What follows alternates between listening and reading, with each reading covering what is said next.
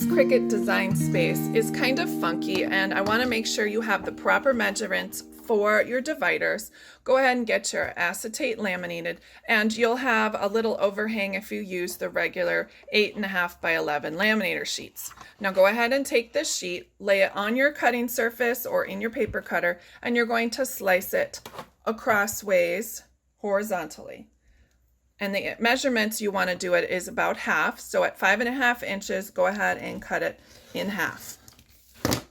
So now you have 2 cut pieces of laminate. Once you've cut it in half, grab your cutting mat. I like to use the strong grip because it really does make a difference in the cutting. I go ahead and I put the cut side in the upper left-hand corner and the other cut side in the lower left-hand corner.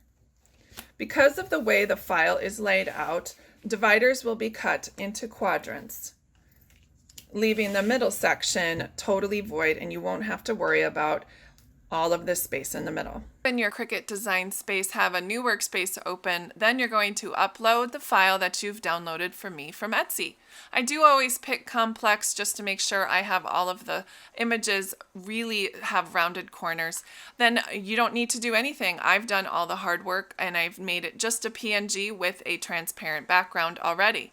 Just save as a cut file and then upload it into your workspace. Now don't resize it. I've already, again, done the hard part. Go ahead and just click Make It. Leave the mat size as 12 by 12. That's what we compensated for by cutting the laminate piece in half. Now it's time to set the material. Go ahead and go over to Browse All Materials unless you've saved it as your favorites. You'll want to type in Stencil and it'll come up with 2 options. You're going to pick the 0.4 millimeters for stencil film. Then I always choose a deep blade, which is always helpful in this situation, and more pressure. Go ahead and load your mat.